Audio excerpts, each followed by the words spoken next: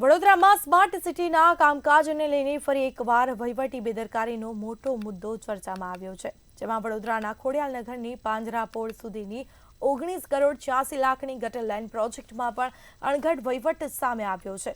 Tender પહેલા મહત્વપૂર્ણ ગણાતા ટ્રાયલ પીટ ન લેવાતા અનેક યુટિલિટી લાઇનોની માહિતી અજાણી રહી અને સ્થાનિકોને મુશ્કેલીમાં મુકાયા છે. પૂર્વ વિપક્ષ નેતા અમીર રાવતે તેને લઈને ગંભીર બેદરકારી ગણાવીને ભ્રષ્ટાચારના આક્ષેપ કર્યા. વડોદરા મહાનગરપાલિકાની સ્થાયી સમિતિના અધ્યક્ષ ડોક્ટર શીતલ મિસ્ત્રીએ પણ સ્વીકાર્યું છે કે ટ્રાયલ પીટ ટેન્ડર પહેલા લેવું આવશ્યક છે. શહેરમાં પાણી, ગટર અને વરસાદી લાઇનો માટે કોમન ટ્રાયલ પીટ સિસ્ટમ જરૂરી હોવાની વાત પણ તેઓએ સ્પષ્ટ કરી છે.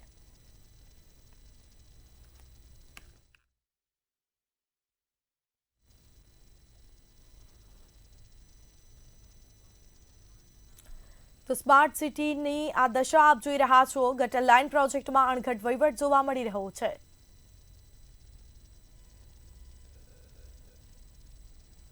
ટેન્ડર પહેલા મહત્વપૂર્ણ ગણાતા ટ્રાયલ પીટ ન લેવામાં આવ્યો. ટ્રાયલ પીટ ન લેવાતા યુટિલિટી લાઇનોની માહિતી છે તે અજાણ જોવા મળી છે. સ્માર્ટ સિટી વડોદરાનો અણઘડ વહીવટ ફરી જોવા મળ્યો. તો આ દ્રશ્યો અમે આપને બતાવી રહ્યા છીએ. લોકો હેરાન પરેશાન થયા છે. સ્માર્ટ સિટીનો અંધેર વહીવટ. વડોદરા શહેરને સ્માર્ટ સિટીમાં ગણવામાં આવે છે. ભારત સરકાર અને ગુજરાત સરકાર કરોડોની ગ્રાન્ટ આપે છે. છેલ્લા 10 વર્ષમાં 7,000 કરોડ રૂપિયા વપરાઈ ગયા, પરંતુ વડોદરા નાગરિકોને તેનું સુખ નથી મળી રહ્યું. વડોદરા મહાનગરપાલિકામાં અણઘડ વહીવટ ચાલે છે તેવું વારંવાર મંતવ્ય ન્યૂઝ બતાવે છે. અમે ફરીથી તમને બતાવવા જઈ રહ્યા છે કે શેઠની શિખામણ જાપા સુધીને ગુજરાતના મુખ્યમંત્રીની શિખામણ પણ વડોદરા મહાનગરપાલિકાનું તંત્ર કે સત્તાધીશ માનતા નથી. આપ સ્ક્રીન પર જોઈ રહ્યા છો એમ આ વડોદરા મહાનગરપાલિકાનો ખોડિયાનગર વિસ્તાર છે. આ ખોડિયાનગર 4 રસ્તાથી પાંજરાપોળ સુધીને જતા રસ્તા ઉપર અંદાજિત 19 કરોડ 88 લાખ રૂપિયાની ડ્રેનેજ લાઇન નાખવામાં આવી રહી છે ને આ ડ્રેનેજ લાઇનનું કામ પણ શરૂ થઈ ગયું છે. ત્યારબાદ અણઘડ અધિકારીઓને ખબર પડી કે આ લાઈન સીધી નહીં નખાય, કારણ કે અહીંયા અનેક યુટિલિટી લાઈન, સર્વિસ લાઈન આવી છે. એટલે પાણી, ડ્રેનેજ, વરસાદી કાંસ તેમજ જીબીના કેબલો આવ્યા છે. એટલે જ્યારે વર્ક ઓર્ડર આપે ત્યારે જ ટ્રાયલ પેટ લેવાની હોય છે. એટલે જ્યારે અંદાજ કાઢે ત્યારે જ લાઈન કેવી રીતના નખાશે તેનું ટ્રાયલ પેટ લઈ લેવાનું હોય છે. પરંતુ અહીંયા અણઘડ વહીવટદારો હવે કામ શરૂ થઈ ગયા પછી ટ્રાયલ પેટ લઈ રહ્યા છે. નકશામાં નક્કી કરવામાં આવ્યું હતું તેનાથી હવે વિપરીત કામ શરૂ થશે. એટલે વડોદરા મહાનગરપાલિકાએ નિશ્ચય કર્યો હતો કે અહીંથી સીધી લાઈન નાખીશું, પરંતુ ગુજરાત મુખ્યમંત્રી વારંવાર કહે છે કે ગુણવત્તાયુક્ત કામ કરો, પૈસાની ચિંતા ના કરતા. એટલે મુખ્યમંત્રીની સલાહ પૈસાની ચિંતા કર્યા વગર પૈસાનો વેડફાટ કરવામાં આવી રહ્યો છે. મુખ્યમંત્રીની સલાહ પણ નથી માનતા. હવે રોડની મધ્યમાં ગટર લાઈન નાખવામાં આવશે.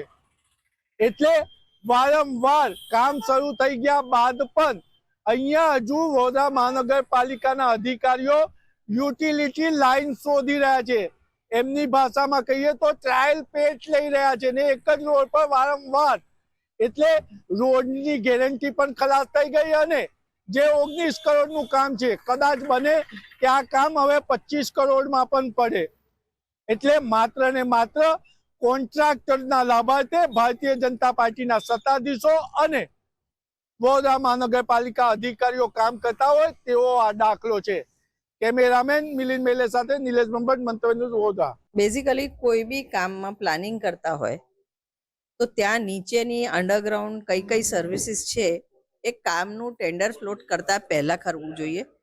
ટ્રાયલ પીટ લઈ લો, એના કામના ટેન્ડરિંગ પહેલા લઈ લો તો ખ્યાલ આવે કે અંદર કઈ કઈ સર્વિસ લાઈન છે, લાઈન ક્યાંથી ક્યાં જશે.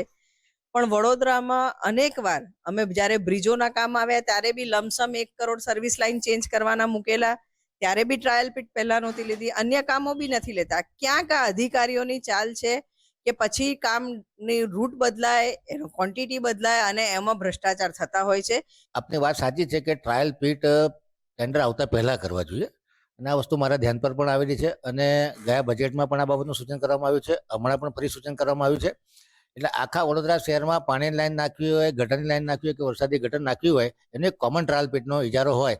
એટલે ટેન્ડર આવતા પહેલા એનો પ્લાનિંગ કરતા પહેલા આપણને ખબર પડે કે રોડની જમણી બાજુ લાઈન નાખવાની, જે વચ્ચેથી નાખવાની, ડાબી બાજુની નાખવાની, કઈ કઈ યુટિલિટી લાઈન છે. ટ્રાયલ પીટ તો અમુક ઇન્ટરવલ પર લેવામાં આવે છે. એવું નથી જ્યારે કામ શરૂઆત કરી ત્યારે ટ્રાયલ પીટ લીધી, હજી આગળ લઈ રહ્યા છે. જેમ જેમ કામ આગળ ચાલશે તેમ તેમ ટ્રાયલ પીટ લઈને કામગીરી કરવામાં આવશે. એટલે કોઈ પણ કામ નક્કી હતું જ, એટલે લાઈન તો જ્યાં નાખવાના છે જે રોડ પર, એ જ રોડ પર લાઈન નાખવાના છે. અલાઇનમેન્ટ કોઈ જ સંજોગોમાં ચેન્જ કરવી પડે, કેમ કે સંપૂર્ણ બધી જ લાઈન ટ્રાયલ પીટમાં દેખાઈ જાય, વિઝિબલ થઈ જાય એવું જરૂરી નથી, કેમ કે અમુક ક્રોસિંગ ક્યાંક થતા હોય એ અમુક ના ખબર હોય કોઈને પણ. मैं खरियाल नगर 4 रास्ते पे काम कर रहे हूँ. गाडर लाइन का काम सरिया बांध रहे हैं हम लोग. आपका सेठ कौन है एसके मकान वाला. और आप अभी ये काम कर रहे हो तो कोई कॉर्पोरेशन का अधिकारी यहाँ इंस्पेक्शन कर रहा है? नहीं,